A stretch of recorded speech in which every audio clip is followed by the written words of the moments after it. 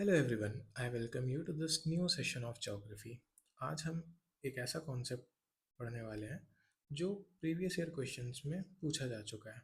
सबसे पहले तो I want you to look at this image and focus.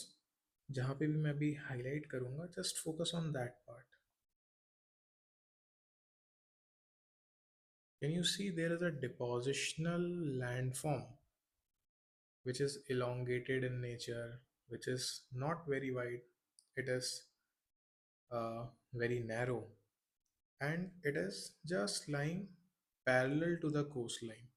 और कोस्टलाइन और इस फीचर और कोस्टलाइन के बीच में देर is a shallow water body. ठीक है। सो अब पहले इसको एक बार इमेज को देख लीजिए।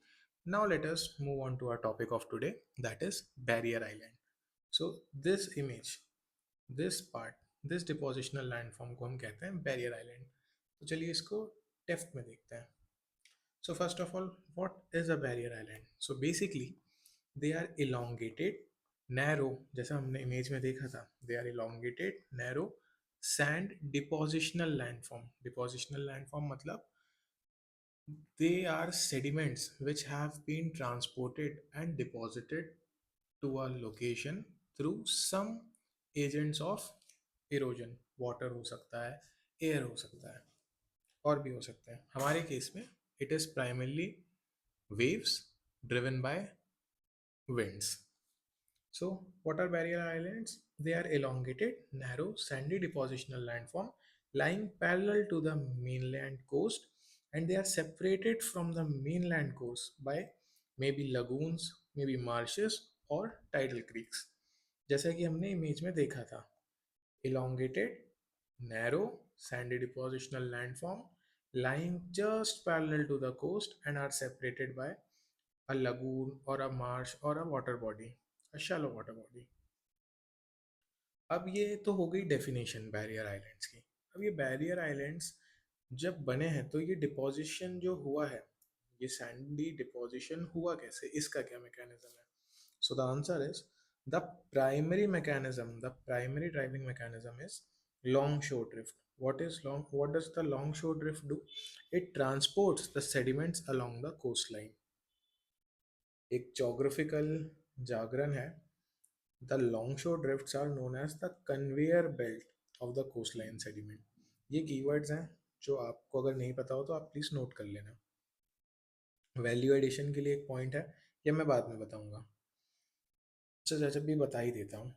एफ डी ब्यूमॉन्ट करके एक जोग्राफर थे, उन्होंने ये जो ऑफशोर बार है, basically this part, this barrier island जिसके बारे में हम बात कर रहे हैं, उसके ऊपर उन्होंने एक थ्योरी भी दी थी which is known as offshore bar theory. In that theory, F.T. Beaumont states that barrier islands evolve from offshore sandbars, है ना, which are built by wave action. अब इसका क्या मतलब है, ये मैं आपको समझाता हूँ।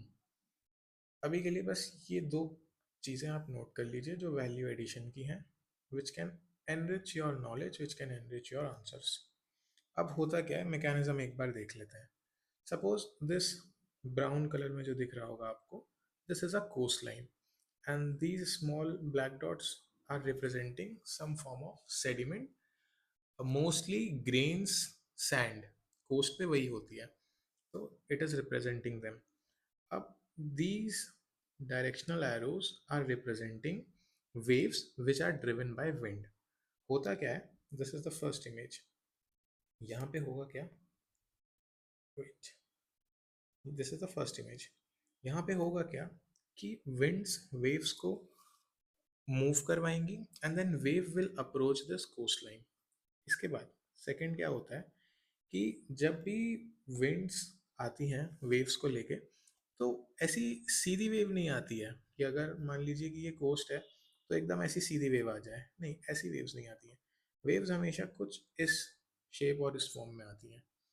तो दीज विंड ड्रिवन वेव्स, इन्हीं को हम बोलते हैं लॉन्ग शोर ड्रिफ्ट, जब ये अलॉन्ग द शोर आती हैं। और ये कभी भी ऐसे सीधी नहीं आएंगी एट अ 90 डिग्री एंगल, ये हल्की सी डायगनल, हल्की सी स्लैंट आएंगी। So when this waves will hit the shore, they will pick up these sediments, जो हमारे पास सैंड ग्रेन्स पड़े हुए थे, they will pick up these sediments and कोई भी वेव एक बार आती है कोस्ट लाइन पे, तो you all must be knowing कि वो रिसाइड बैक भी करेगी, वो उसको वापस जाना होता है।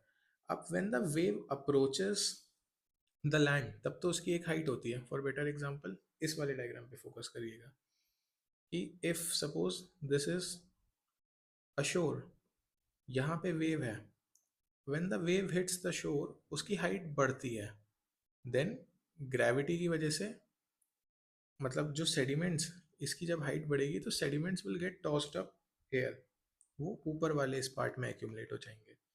But as the waves recedes back, ये वापस भी तो जाएगी।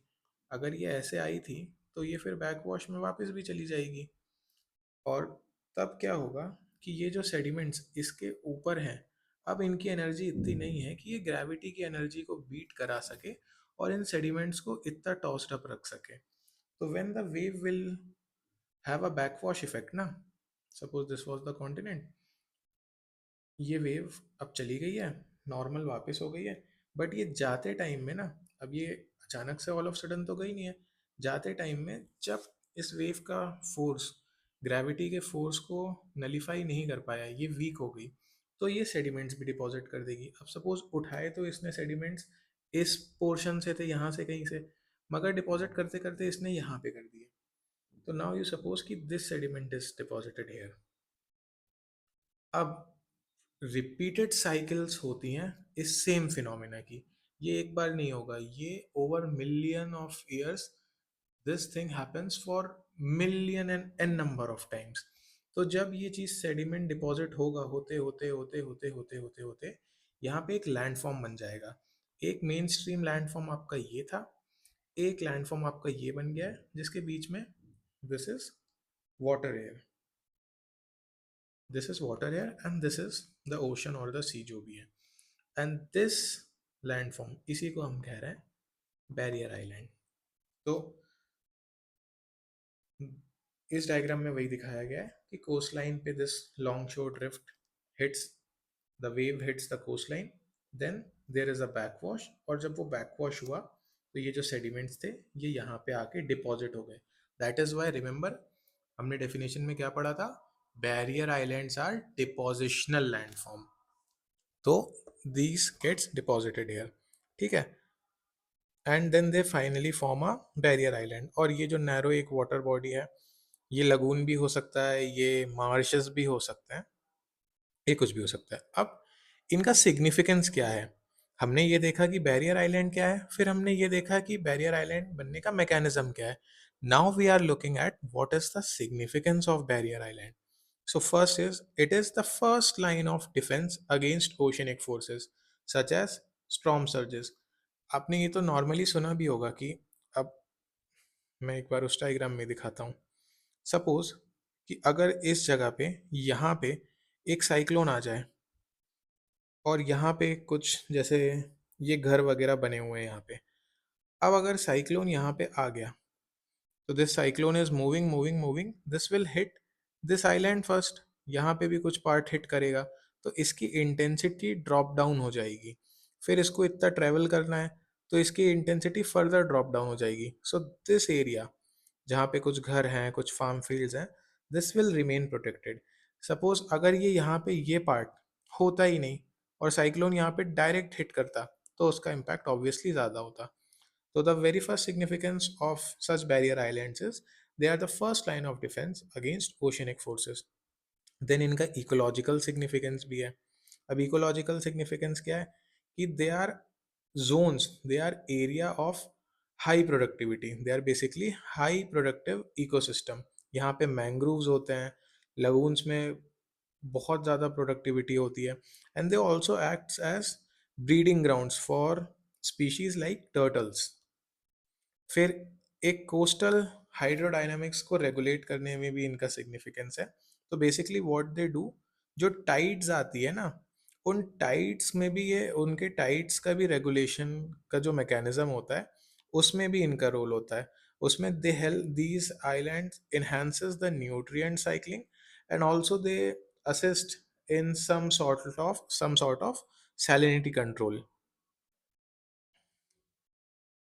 Then the next significance is the economic significance. Obviously, ऐसी ऐसी जगहें देखने में बहुत अच्छी लगती हैं. They are a hub of tourism.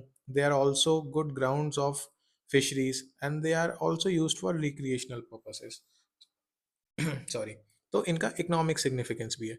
फिर क्लाइमेट चेंज अडाप्टेशन में भी इनका एक रोल है.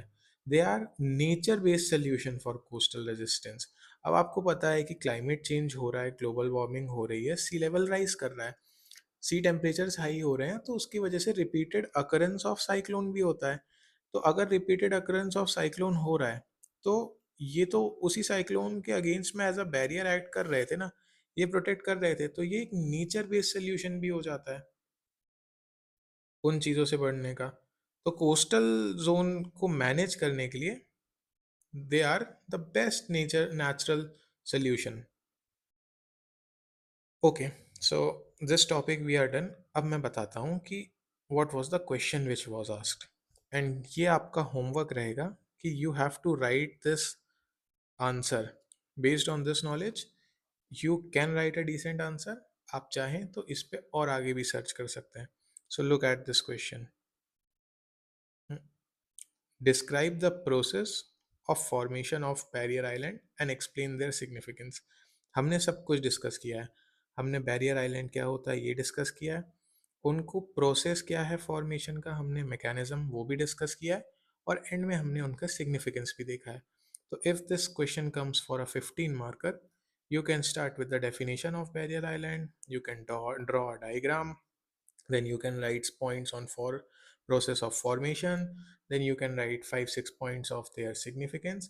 इसमें you can also add up case studies. case studies में आप कुछ लोकेशन सर्च कर सकते हैं कहाँ पे बैरियर आइलैंड्स हैं, और अगर कोई न्यूज़पेपर में न्यूज़ आती है तो उसको ऐड करके रख सकते हैं.